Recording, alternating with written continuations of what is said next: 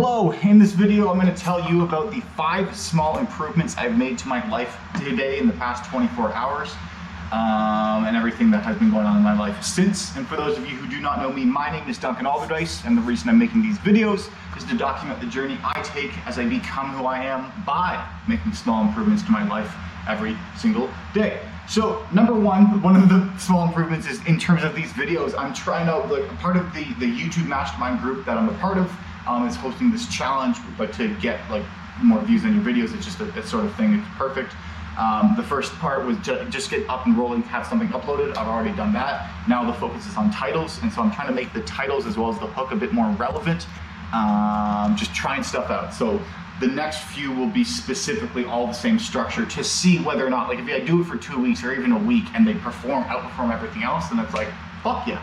Or if they tank, then it's like, all right, we've learned something. But so that is a small improvement.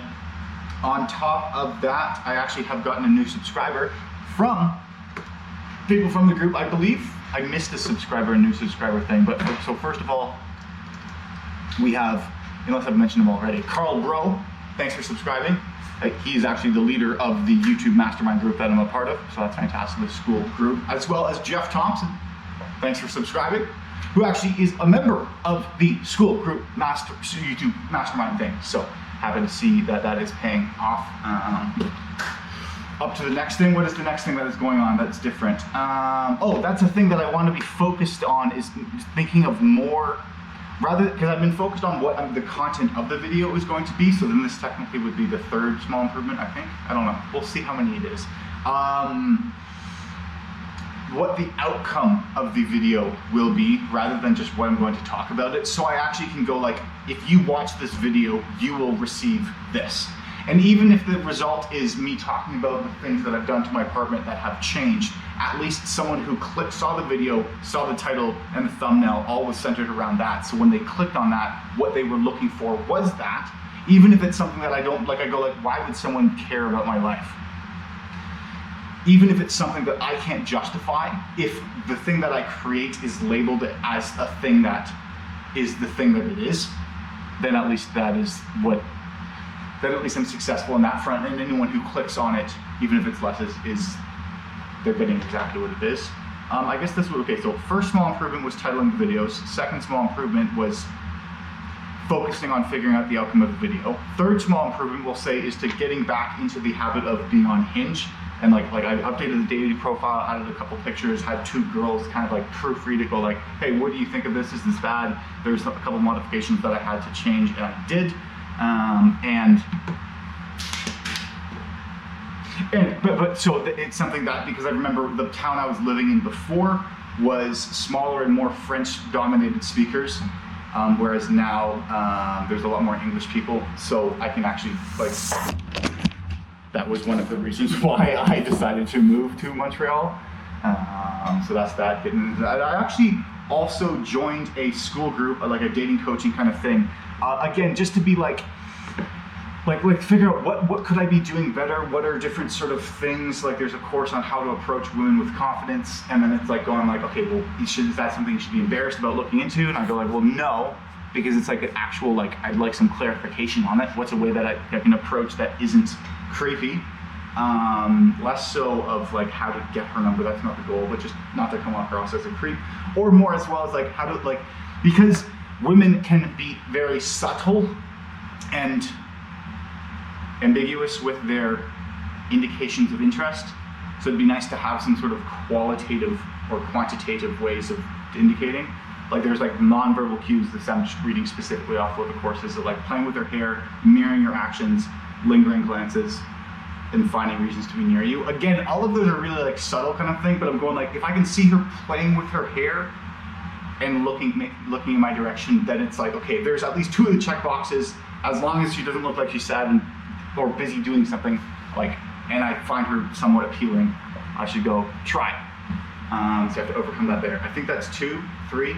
Small improvements, dating the coaching group, but technically it's 4. The 5th improvement is actually this light here. So trying it out to see if, because I noticed just in looking at the preliminary recordings in this space, when I turn this off or have it tilted like this, it's a lot darker. You can't see me as well.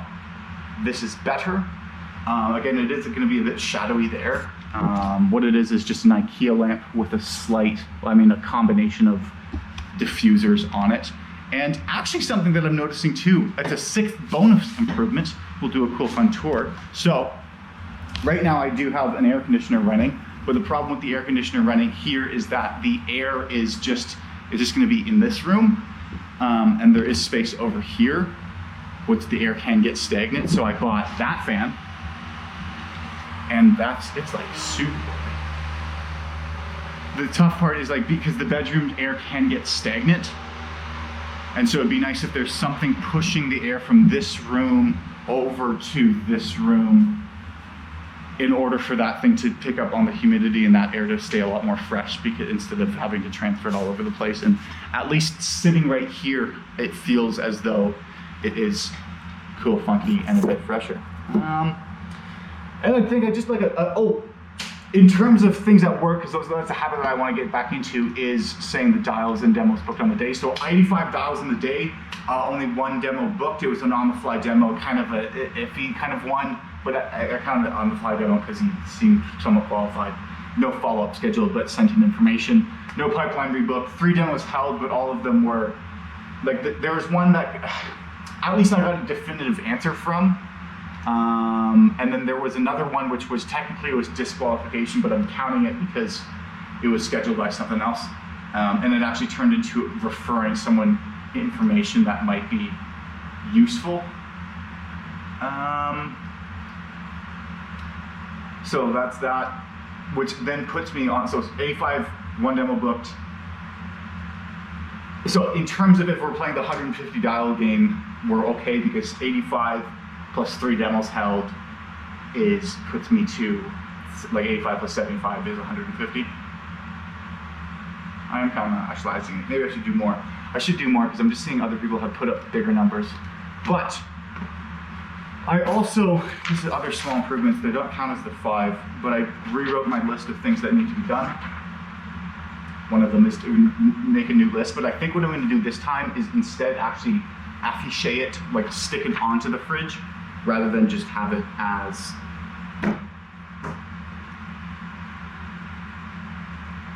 a piece of paper that is just on my desk. As well as I think just in more of in regards to the actual Hinge things, like I need to actually dedicate time to swiping through, sending messages, because again, like booking demos, it's all about the inputs. If I put more hellos out there, there's more likely for me to get hellos in response.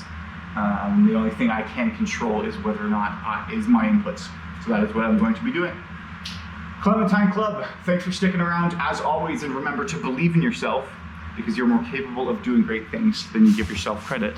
I'll talk to you later.